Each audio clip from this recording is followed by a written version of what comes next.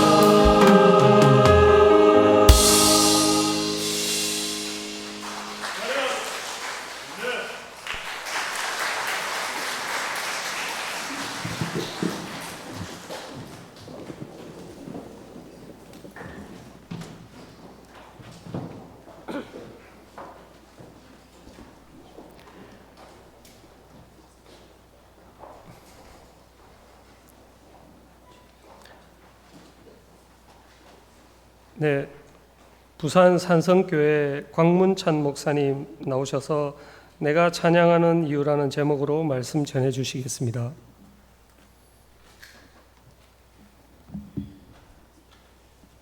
할렐루야. 할렐루야. 오늘 헌신을 다짐하는 찬양대원 여러분들과 예배를 사모하여서 모인 성도분들에게 하나님의 크신 은혜와 축복이 임하기를 주의 이름으로 축원합니다. 오늘 연합 찬양대의 귀한 찬양의 은혜를 많이 받았습니다. 뒤에서 찬양을 듣고 있는데 그냥 찬양하는 것도 어려운데 왼쪽 오른쪽 이게 스텝을 한 사람도 틀리지 않고 그렇게 하면서 박수까지 아주 완벽했습니다. 하나님께서 그 찬양을 기쁘게 받으신 줄로 믿습니다. 저는 산성교회에 부임한 지 이제 11월 초가 되면 이제 만 5년 차가 됩니다. 부임하자마자 코로나를 만나서 약간 어려움이 있었지만 이제 회복되어서 열심히 목회를 감당하고 있습니다.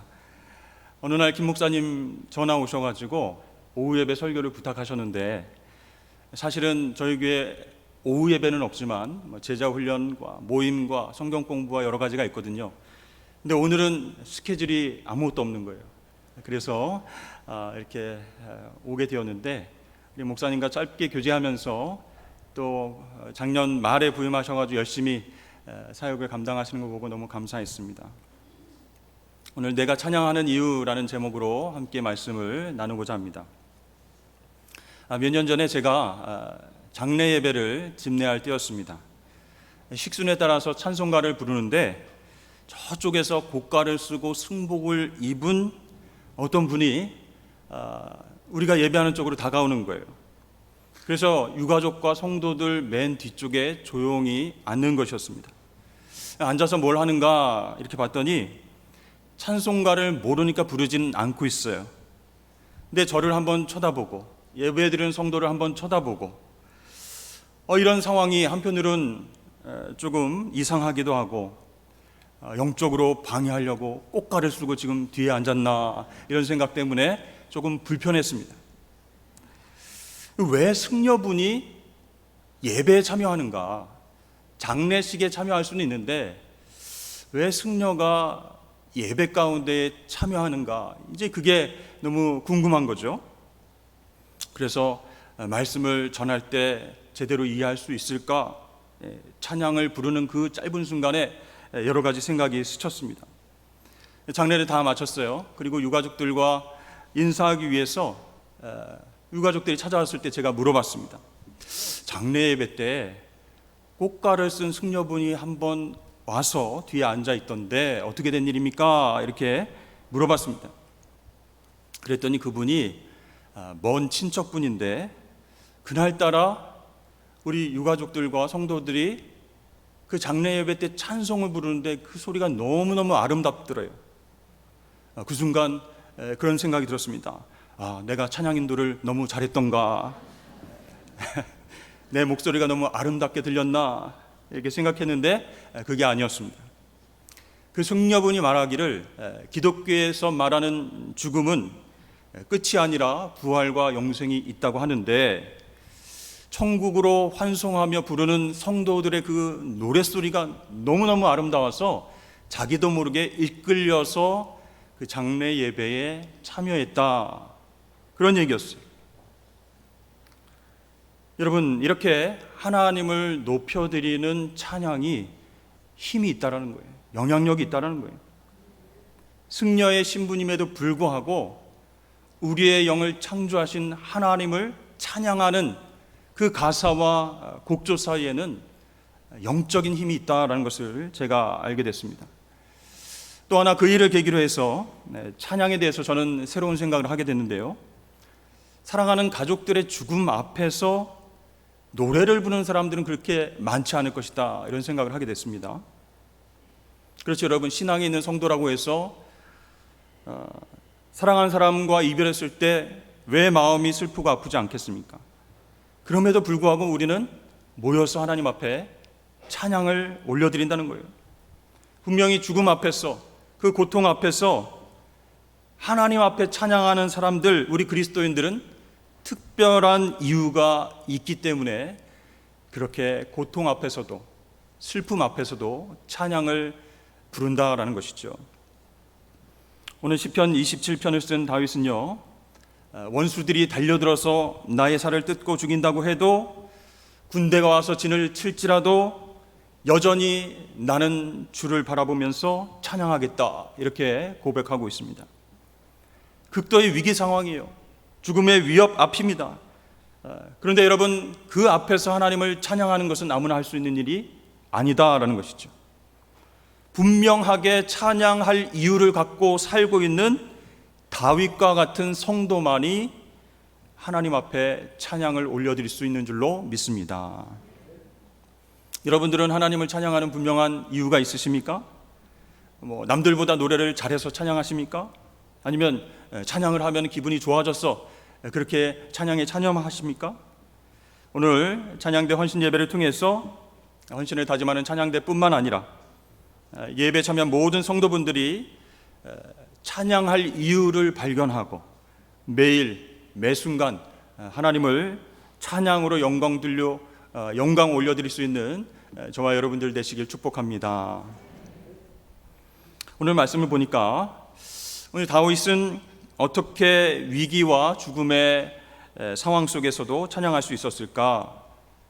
첫째는 하나님은 상황보다 크신 분임을 믿었기 때문에 찬양할 수 있었다라는 것이에요.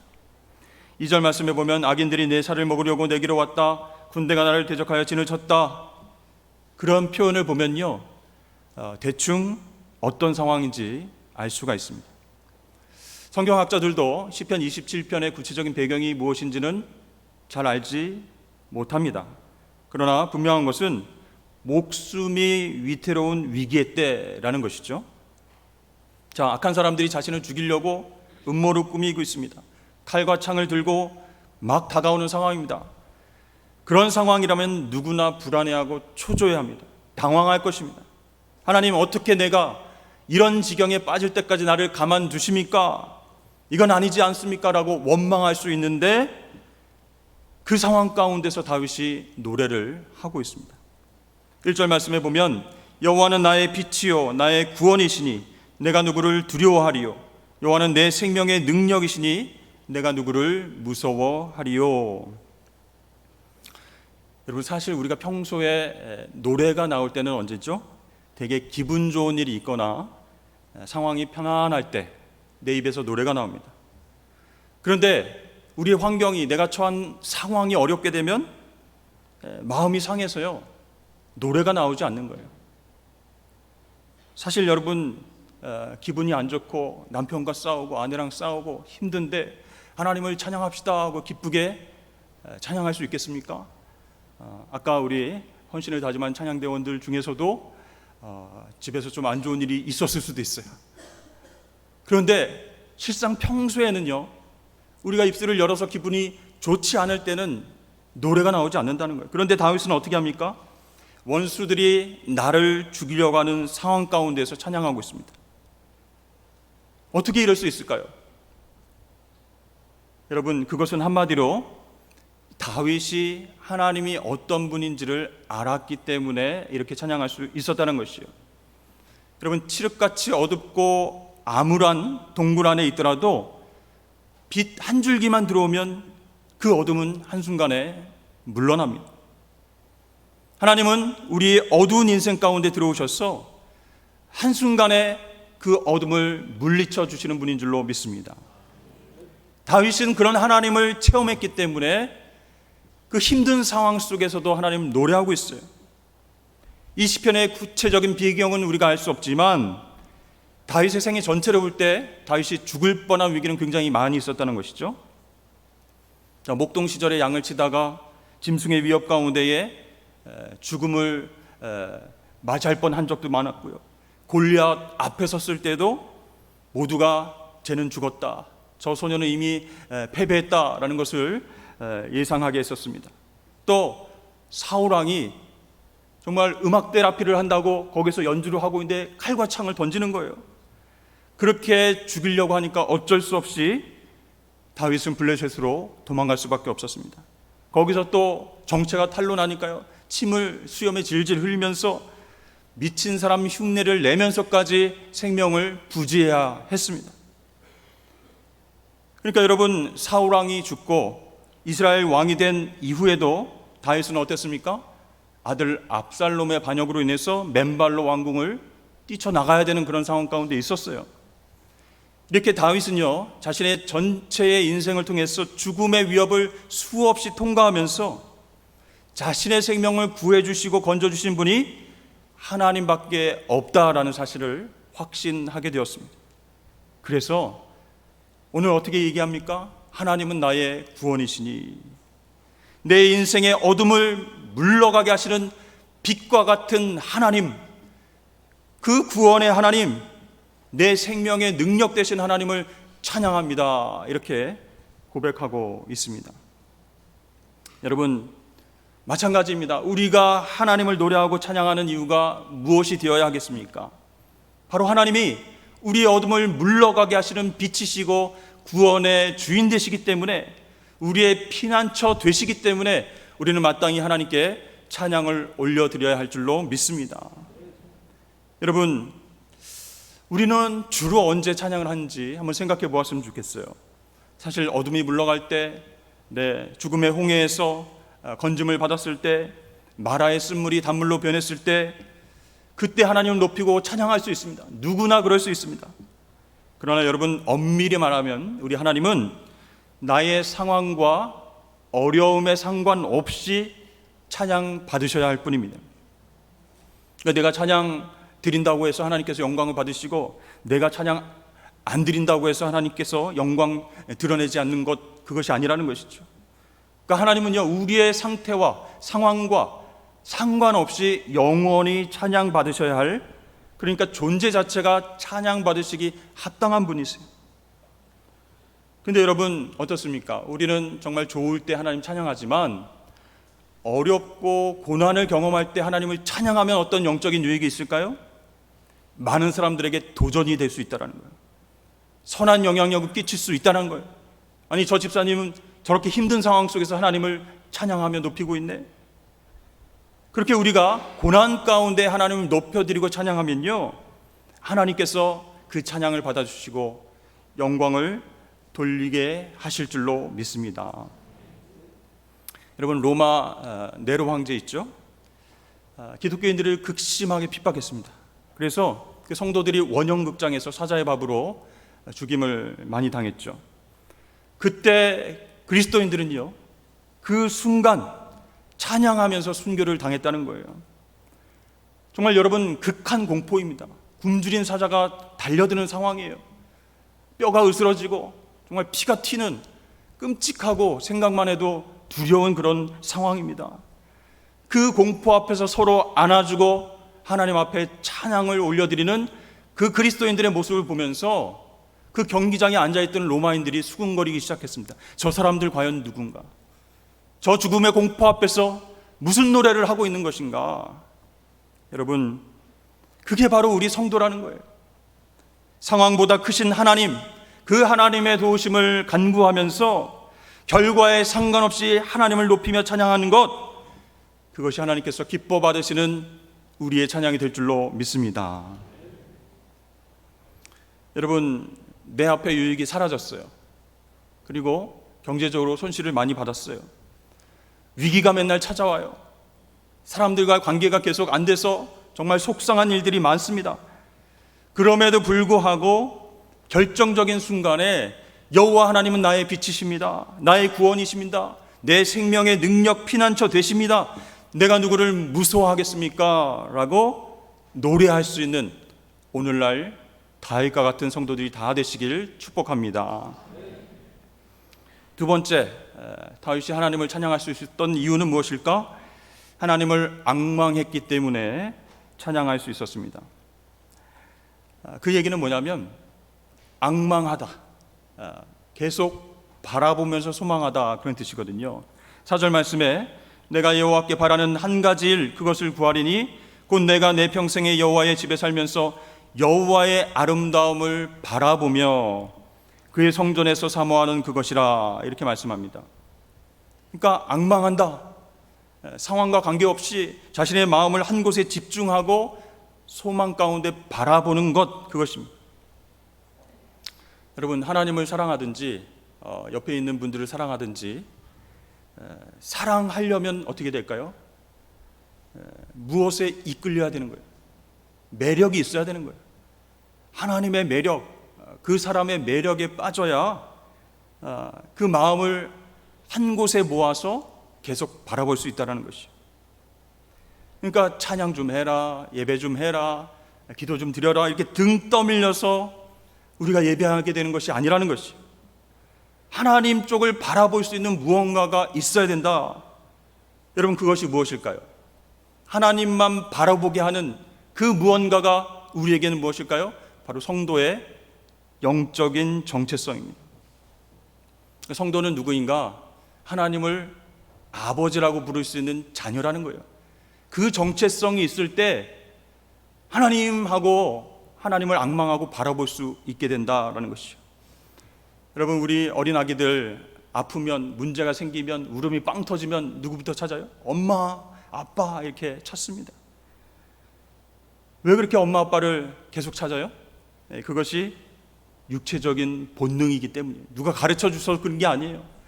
내가 엄마 아빠의 자녀구나, 내가 울면 달려와 주는 분이 우리 부모님이구나, 영적으로 본능적으로 그걸 안다는 것이죠. 마찬가지로 하나님 자녀들인 우리가 위기의 때에, 또한 기쁠 때에 하나님 아버지를 찾는 건 영적 본능이라는 거예요. 그러니까 정말 힘들 때도 아버지 하면 하나님께서 우리를 찾아오셔서 만져주시는 거예요.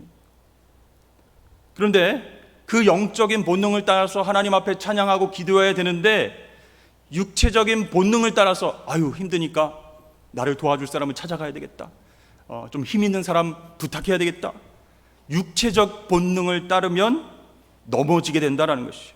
실족하고 패할 수 있다는 것이죠. 그러나 성도라는 정체성, 하나님 자녀라고 하는 정체성, 그것을 잃지 않고 아빠 아버지 하면서 하나님을 바라보고 앙망하면 그때 하나님을 찬양할 수 있는 힘을 주시는 거예요. 하나님을 의지할 수 있는 믿음을 주시는 줄로 믿습니다. 그러니까 우리 성도들이 찬양을 잃어가는 이유가 무엇인가? 그것은 하나님을 바라보고 앙망하는 대신에 나에게 처한 상황과 문제에 집중하기 때문에 그래요. 그것만 바라보기 때문에 하나님 찬양할 수 없다라는 것이에요. 여러분, 원수가 자신의 목숨을 해치려고 달려오는데 다윗이 얼마나 불안했을까요? 그러나 다윗은 그 순간 하나님을 바라봤습니다. 왜요? 하나님의 자녀됨을 알았기 때문에. 내가 주여 도와주옵소서 기도하면 도와주시는 분임을 경험했기 때문에 영적 본능을 의지하고 앙망했더니, 바라봤더니 하나님께서 크신 팔로 다윗을 안아주셨습니다. 두려움 대신 평안함이 깃들었어요. 그리고 그가 하고 싶은 일이 선명하게 한 가지 떠오르게 되었습니다. 그것이 무엇입니까? 여호와의 집에 살면서 여호와의 아름다움을 바라보면서 그의 성전에서 그분을 사모하는 것이라. 여러분, 그렇습니다. 우리가 평상시에도 문제가 아니라 하나님을 바라보고 앙망하면 세상에서 얻을 수 없는 놀라운 하늘의 힘과 지혜와 위로를 얻어서 어떠한 상황 가운데서도 하나님을 찬양할 수 있게 될 줄로 믿습니다. 미국의 예수 대각성 운동을 시작하신 김춘근 장로님의 이야기인데요. 이분이 미국에 건너가서 하루에 막 3시간씩 자고 일하고 공부하면서 페퍼다인 대학의 조교수가 됐어요. 또 4년 만에 최우수 교수상도 타게 됐습니다. 그런데 한참 잘 나간 때에 이분이 악성 간염과 간경화가 심하게 진행돼서 앞으로 1년을 넘기기 어렵겠습니다, 이런 선고를 듣게 됐어요. 그때 그 장로님 나이가 37살 때였어요. 너무 낙심이 되잖아요. 내가 3시간만 자고 열심히 일하고 공부해서 조교수, 그리고 정말 훌륭한 교수가 됐는데 1년밖에 못 산다. 너무너무 힘든 거예요. 그래서 그분은 안 되겠다, 내가 뭐 교수하는 거 그게 중요한 게 아니야, 내가 살아야지 하면서 하나님만 바라보겠다 결심하고 LA에서 2시간 있는 빅베어 마운틴에 올라갔어요. 온몸이 막 힘이 빠지고 배에는 복수가 차고 산으로 올라갈 힘도 없습니다. 그런데 그 와중에서 혼자 하나님을 바라보면서 기도했어요. 그 기도하는 가운데 시편 말씀을 읽었는데 시편 118편 5절에 내가 고통 중에 여호와께 부르짖었더니 여호와께서 내게 응답하시고 나를 광활한 곳에 세우셨도다. 그 말씀이 은혜로 다가오는 거예요. 그래서 담요를 두르고 밖으로 나와서 쓰러져가는 그 나무로 기어가서 그 나무의 그루터기를 붙잡고 앉아서 울부짖으면서 기도했습니다. 하나님 살려주시옵소서. 내 하나님 영광을 위해서 살겠습니다. 울부짖으면서 기도했을 때 하나님의 음성을 들었어요. 지금 내 영혼 속에 있는 독소로 말미암아 네가 죽어가는 것 왜 네가 모르느냐. 그 말씀이 떨어지자마자 본인이 지금까지 살아오면서 지었던 죄들이 정말 스크린처럼 펼쳐졌습니다. 그 순간 놓치지 않고 그 죄들을 하나하나 적기 시작했어요. A4 용지 52장이나 되었습니다. 그 깨알같이 계속 써내려간 하나님 앞에 죄들을 바라보면서 결론을 얻었습니다. 하나님께서 가장 싫어하시는 죄가 교만이었구나. 그리고 그동안 하나님 앞에 지었던 모든 죄들을 그 나무 그루터기에서 하나님 앞에 울면서 회개하고 간절히 용서를 구했어요. 그렇게 기도한 지 한 5시간 반쯤 되었어. 먼 동이 이제 터오고 있었습니다. 그 새벽녘에 흰 옷을 입으신 예수님 나타나셔서 그 장로님을 꼭 껴안아주면서 내가 너를 용서한다. 이게 3번이나 말씀해 주셨대요. 그분이 그 자리에서 예수님을 인격적으로 만나고 완전히 깨끗하게 고침을 받았습니다. 기적처럼 몸이 회복된 거예요. 그래서 그 이후로 예수 대각성 운동을 계속 해오고 있다는 것이죠. 여러분, 이것은요 한 사람의 간증을 넘어선 진리다라고 할 수 있습니다. 어떤 진리예요? 하나님은 당신을 앙망하는 자에게 회복과 새 힘을 주신다라고 하는 변치 않는 진리다라는 것입니다. 여러분, 다윗은 하나님의 자녀이자 또 하나님 성도라고 하는 영적 정체성을 잃지 않았기 때문에 고통 가운데서도 안아주시고 품어주시는 그 회복의 하나님을 경험하고 계속해서 그분 하나님만을 바라보았어요. 여러분, 그런데 우리가 현실의 고통 속에서 하나님을 바라보고 앙망하지 못하는 이유가 무엇이겠습니까? 우리 자녀된 정체성을 잃어버렸기 때문이에요. 그러면 여러분, 언제 어디서나 내가 하나님의 자녀다, 아버지 하고 부르면 하나님께서 응답해 주신 것을 믿고 하나님만 바라보고 앙망하시길 축복합니다. 그러면 하나님께서 어떠한 순간 가운데서도 새 힘으로 채워주시고 능력으로 일어서게 하실 줄로 믿습니다. 3번째, 우리가 찬양해야 할 이유, 아름다운 미래를 확신했기 때문에 다윗은 찬양했다라는 것이죠. 5절 말씀에 보면 여호와께서 환난 날에 나를 그의 초막 속에 비밀히 지키시고 그의 장막 은밀한 곳에 나를 숨기시며 높은 바위 위에 두시리로다.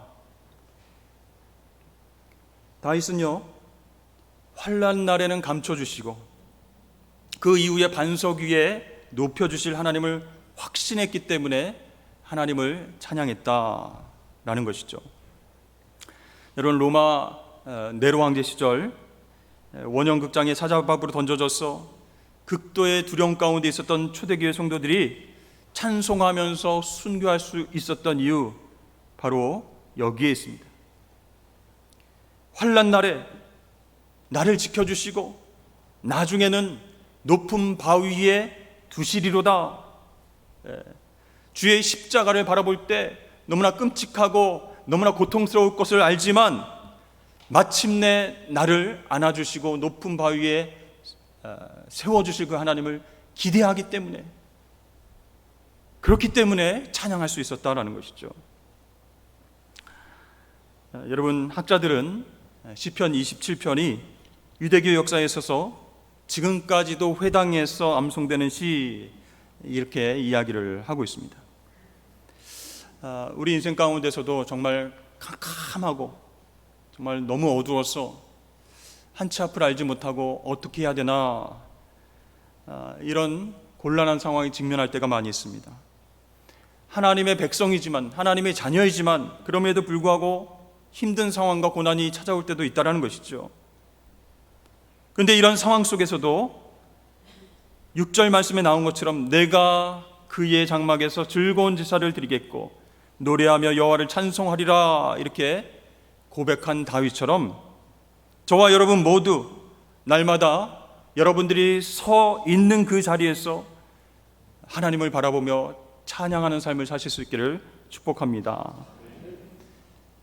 여러분, 이렇게 찬양이 일상이 되고 찬양 가운데 임하시는 하나님의 능력과 하나님의 위로하심을 경험하려면 찬양대로 섬기시는 것이 참 좋습니다. 왜 그럴까요? 찬양대에서 찬양을 하기 위해서는 반복적으로 연습을 해야 됩니다. 그러다 보면 그 가사와 곡이 계속 우리의 마음에 남게 되는 거예요. 그리고 어떤 상황 속에서도 하나님을 찬양할 수 있는 마음이 준비된다라는 것이죠. 그래서 나도 모르게 내 입술을 통해서 가요가 나오는 것이 아니고 주일 예배 때 하나님께 올려드렸던 찬양이 입술을 통해서 나오게 되는 거예요. 세상의 노래도 좋은 노래가 많이 있습니다. 또 흥겨운 음악, 정말 신비한 음악, 우리의 마음을 빼앗는 그런 음악도 많이 있지만 내 영혼이 하나님을 바라볼 수 있도록 내 영적 본능을 깨울 수 있는 찬양이 생각나게 되려면 우리가 일상에서 찬양을 계속 연습해야 되는 거예요. 그러니까 탁 건드리면 본능처럼 나와야 하는 것이 바로 찬양이다라는 것이. 여러분, 손흥민 선수가 정말로 빡빡한 일정과 훈련을 다 소화하면서 실제 경기에 나서면 정말 멋진 골들을 굉장히 많이 넣습니다. 세계에서 가장 축구를 잘하는 사람들만 모인 EPL, 뭐의 약자입니까? 잉글랜드 프리미어 리그, 그곳에서 득점왕이 되었어요. 정말 놀라운 일입니다, 여러분. 손흥민 선수 어떻게 이렇게 잘하는 것일까요? 한번 상상해 보세요. 손흥민 선수가 경기장에서 막 뛰고 있습니다. 찬스가 왔습니다. 볼이 왔어요. 이 상황에서 가마차기를 할 것인가, 누구에게 패스를 줄 것인가, 아니면 달려가다가 내가 슛을 때릴 것인가, 어떻게 결정할까요? 그 순간 벤치에서 감독이 야, 손흥민 지금 이렇게 해야 돼, 큰 소리로 외치면 그 소리를 듣고 그때 결정하고 행동할까요? 아니라는 거예요. 그 결정적인 순간에는요, 본능에 따라서 본인이 직접 판단해서 움직여야 된다는 거예요. 감독이 일일이 다 정해줄 수 없습니다. 물론 소리도 잘 안 들리지만요. 결국 뭐예요? 평소에 엄청난 훈련을 통해서 그 몸과 머리가 본능적으로 반응하게끔 되니까 좋은 결과가 나오게 됐다는 것이죠. 여러분, 마찬가지로 우리가 고난과 어려움 가운데서도 찬양을 할 수 있는 것은요, 훈련을 통해서 가능한 거예요. 우리의 영적 본능이 먼저 반응하기 위함입니다. 그래서 하나님께서는 인생의 결정적인 순간에, 고통의 순간에 야, 너는 이렇게 해라, 저렇게 해라, 저쪽으로 가라, 하늘에서 음성이 들리는 게 아니라는 거예요. 평소에 하나님을 찬양하는 훈련을 받았을 때 힘들고 어려운 상황 속에서도 영적 본능에 따라서 입을 열어 찬양할 수 있게 된다는 것이죠. 다윗은요, 양을 치는 목동 시절부터 악기를 가지고 하나님 찬양했어요. 그 훈련이 그가 광야와 굴로 쫓기는 그 삶을 살 때 그때에도 하나님을 찬양하게 되는 영적 본능으로 드러나게 됐다라는 거예요. 그러니까 버틸 수 있었어요. 그러니까 승리할 수 있었어요. 오늘 헌신 예배로 영광 올려드리는 우리 찬양대 위에서 축복합니다.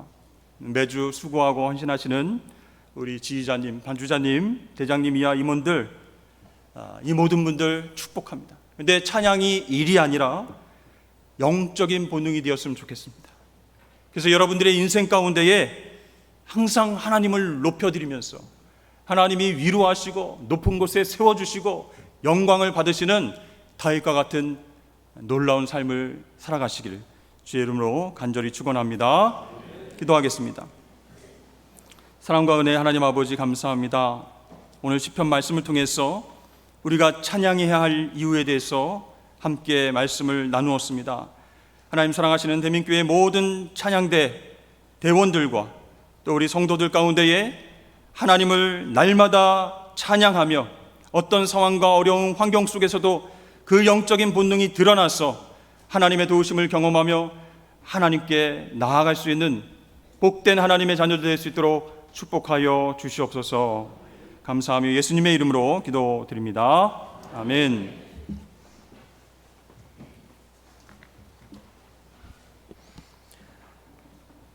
찬송가 482장 하시겠습니다.